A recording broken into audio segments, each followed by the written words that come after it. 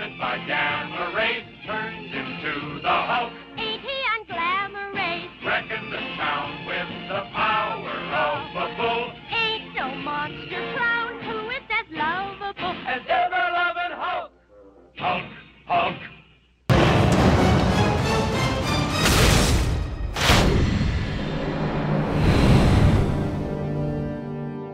Growing up here in New York, growing up in Bayside, Queens, I've been saying this all day, I read a lot of Spider-Man comics, and a lot of Spidey stuff as a youngster takes place in Astoria, Queens, which is 2 towns away from me.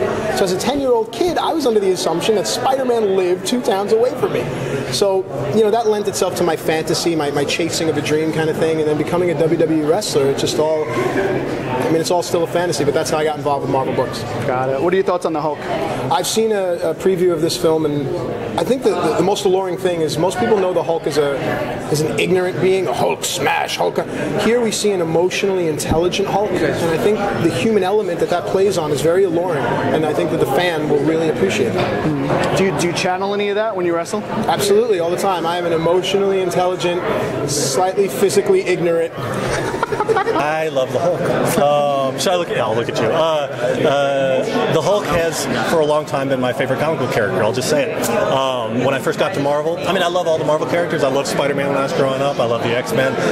You know, I was one of those kids. You know, like everybody else. You know, you read about Wolverine, and then you find yourself just clenching your hand, imagining the claws pop out when you're a kid and all that. You know, I mean, all these characters are amazing. But there's something really special about the Hulk, and particularly as a writer, when I thought about which of these characters I wanted to write, the Hulk just was really attractive, and I think one of the reasons is because the theme is so clear. You know, the premise of the Hulk is so clear. He's about anger, and when you start to read these stories and look at what they're really about, they're really about the price of anger. You know, and that's something all of us can relate to, in the sense that everybody, you know, particularly, you know, if you walk out the door and there's something that's going to, you know, enrage you at some point during the course of the day. I mean, so the Hulk on a visceral level is just exciting because it's, you know, everybody just kind of can appreciate the desire to smash things. This is Hulk in your face, you know, everything you've come to expect that you've seen in our Red Guard comics. But the important thing to do with these features is to make them as accessible to as many people as possible. So very, very early on, in the first 5 minutes of this feature, you'll understand exactly what this is about and what sort of emotional state the Hulk is in. So that's really the key to us. Is just make sure that from the minute the animated feature starts. So they pulled me on board as a consultant. So I wrote the comic book series. I didn't, but so they sent me the script to the movie, and I was astounded because they were able to basically get all of the key moments in this 15-issue comic book epic and make it work in the context of an 80-minute movie or an hour-and-a-half long movie, which is a real accomplishment. And I mean, at the end of reading the script, I felt that same kind of, you know, I felt like that the story I was trying to tell in the comic book comes through in that script. So I'm really excited to see When I joined Marvel in 2004, one of the most attractive things that was offered to me was to do these direct-to-video features. And the reason it was attractive is I've been working in television animation for a long time, and we always have our restrictions because of broadcast standards. So to be able to make a direct-to-video feature where we did not have those restrictions, and we really had no holds barred, we could adapt the stories without pulling any punches, literally, that was a big attraction. And this film, of all the films we did, you know, it kicks ass. And there's a lot of, you know, really incredible fight sequences in it. I think unlike you've ever seen anywhere in Marvel animation, any of our shows, any of our films, this will top it, without question. So do I look excited yet? Yeah. Okay. You do. I'm selling it. You're good. You're in there. PR would be happy. Disney's watching, right? They got like cameras in the ceilings.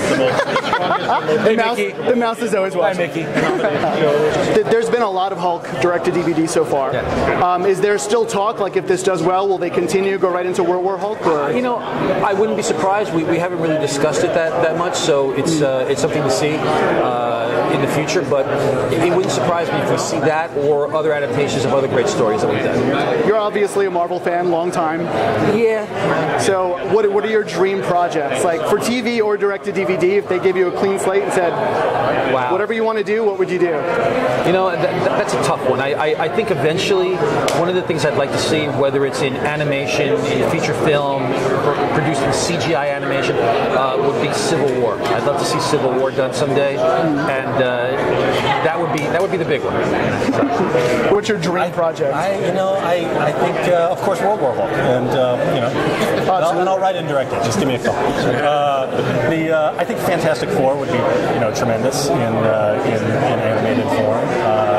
I think there's just something about that, read Googling out that just lends itself to animation. I mean, they've already done a Doctor Strange DVD, but of course, Strange is a great kind of character. Can use a do-over to cut loose with. I've heard really good things. I haven't seen it. I've heard really good things about it. But I mean, I think the cosmic characters tend to be the ones that I think really lend themselves to this, because there's just something about animation that can really do big and crazy in a really fun way. The other one actually that just kind of comes to mind, because I never thought about this before, but Namor. Because when you look at Atlantis and the whole concept of Atlantis, and so I'll tell you honestly, I think that my dream has been realized over the last few years of taking Marvel animation from being really not a lot going on, and over the last 6 years really bringing it to the place where it is now. We have animated series on every kid's network in the U.S. and all around the world. We finished, this is our 7th direct-to-video animated feature. We have a bunch of new series coming in the pipeline, and I think at some point in the future, if the cards come together, we move into theatrical animation, and I think that brings it full circle.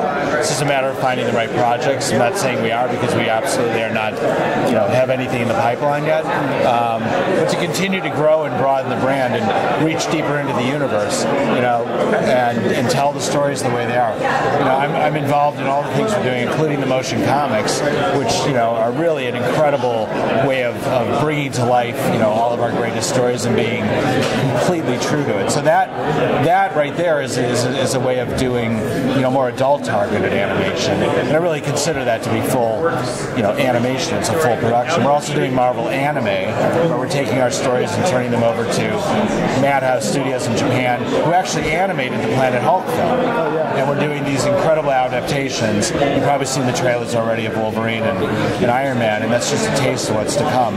So there's so much for us. What do you think of Superhero Squad? I'm one of the producers of Superhero Squad. I love it. I think it's a perfect show. So you're biased, so we can't even ask that. But if you're a 40-year-old fan, it's not for you. This is a show that I think People Magazine just voted it one of the best new shows for kids. It's good. Yeah. It's good. As much as we want to complain that they're little chubby versions of our characters, but that's it's good. Yeah, it's fun. It's self-defacing. It's self-reverent in many places. But the important thing is that it's introducing kids to our characters. So this will be shortly followed up by our Avengers cartoon, which is a whole different animal, which every fan of comics is going to love dearly. So the goal is little kid watches Superhero Squad, graduates from that, starts watching the Avengers. We've done our job. What can we look forward to with the Avengers?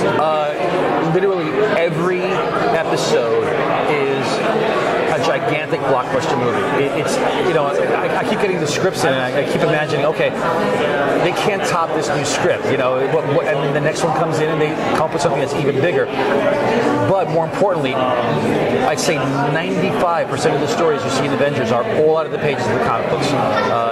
It's adapted in a different way and changed here and there, but quintessential Marvel stuff.